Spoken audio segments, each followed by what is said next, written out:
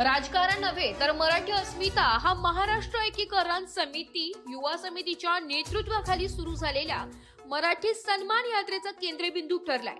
सीमावादग्रस्त बेळगाव परिसरातून उभी राहिलेली ही चळवळ आता चौथ्या पिढीपर्यंत पोहोचली असून लहान मुलांनीही 70 वर्षांच्या संघर्षाची जबाबदारी अभिमानाने स्वीकारली आहे। मराठी भाषा, कला, संस्कृती, मूलभूत हक्कांचे संरक्षण आणि मराठी भाषिकांचा हरवलेला सन्मान परत मिळवणे हेच मराठी सन्मान यात्रेचे मुख्य उद्दिष्ट आहे। महाराष्ट्र एकीकरण समिती गेली 7 दशके सीमावादग्रस्त भागातील 865हून अधिक मराठी बहुल गावांचे महाराष्ट्रात विलीनीकरण व्हावे यासाठी सातत्याने संघर्ष करीत आहे। मराठी भाषिकांची स्पष्ट बहुसंख्य असतानाही ही गावे दडपशाहीने कन्नड भाषिक राज्यात समाविष्ट करण्यात आल्याचा MESचा आरोप आहे। मराठी भाषा बोललेल्याबद्दल शिक्षण व्यवस्थेत कन्नड भाषेची सक्ती, मराठी शिक्षण व सांस्कृतिक अधिकारांचा नकार अशा अनेक अन्यायकारक बाबींमुळे मराठी भाषिकांचे भाषा, संस्कृती व नागरी हक्क धोक्यात आले असल्याची समितीचे ठाम मत आहे।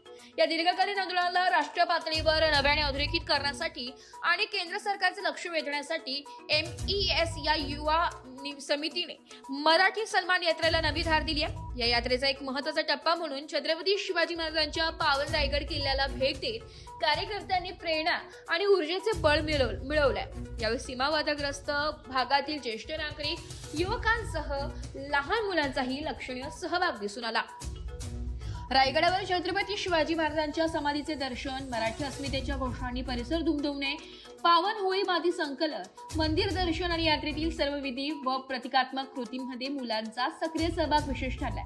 12 वर्षांखालील 20हून अधिक मुलांनी तब्बल 3 तासांचा कठीण पायी चढ निर्धाराने पूर्ण करत उपस्थितांचे लक्ष वेधून घेतले। सीमा लढ्यातील ही चौथी पिढी सीमा भागात केंद्र सरकार विरोधात दरवर्षी 1 नोव्हेंबर काळ्या दिनाचा निषेध करीत उत्स्फूर्तपणे भाग घेत असते व आपणही या लढ्यात तेवढ्याच उमेदीने व ताकदीने सामील आहोत हे दाखवून दिले। एकूण 250हून अधिक MES कार्यकर्ते बेळगावहून सुमारे 500 किलोमीटरचा प्रवास करून महाराष्ट्रात पोहोचले। यामध्ये ही चौथी पिढी मराठी सन्मान यात्रेच्या किल्ले रायगड मोहिमेत सहभागी झाली आहे हे विशेष आहे। यामध्ये समर्थ विनायक मजगूर, यश परिणय कदम, आदेश मनोहर हुंदरे, श्री शंभू शिवाजी मोंडळकर, प्रणव अशोक घवगे, गंधार उमेश पाटील, यथार्थ आदी अनेक बालकांनी आपला सहभाग दर्शविला।